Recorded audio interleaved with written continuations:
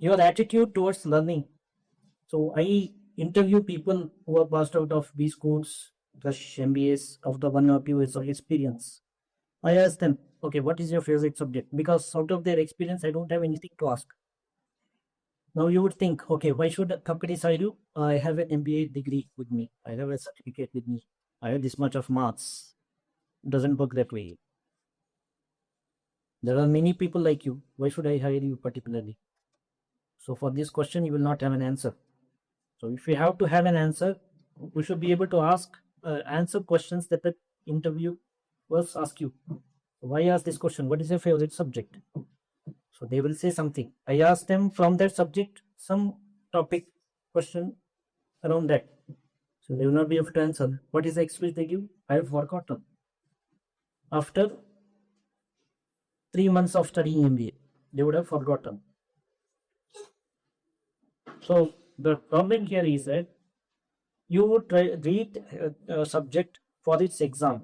If you pass the exam, that's it. That's the ultimate. The purpose of studying a subject is to pass the exam. But an industry doesn't value that. With this type of a learning, you would be able to gain marks, but you will not be able to qualify into an industry.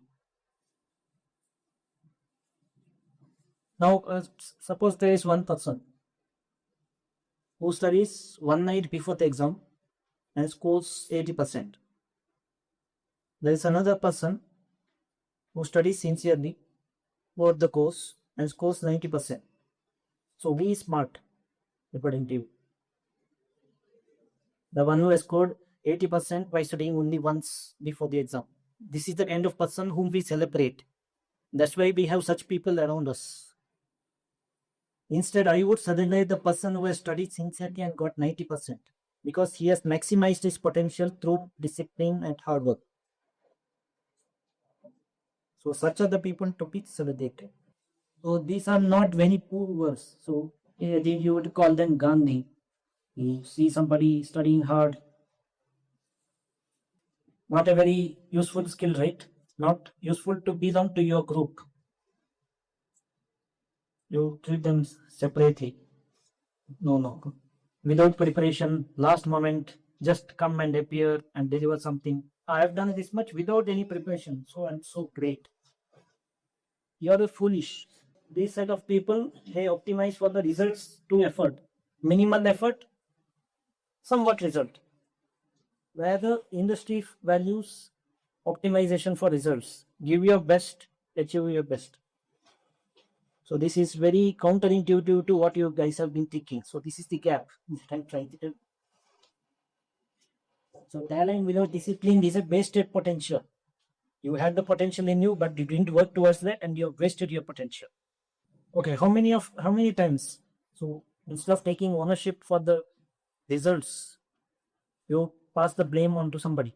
Oh, he didn't support me. The market conditions were not good. The professor didn't teach well. The college is not good. Instead of owning the responsibilities on ourselves, we pass the blame on the others around us. So this is not the quality of an entrepreneur. A manager sometimes can be able to do that. So your surroundings, as your relatives, friends, they may agree with your excuses, but industry doesn't.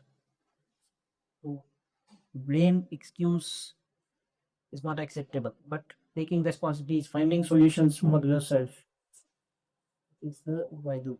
Ownership begins the moment excuses ends.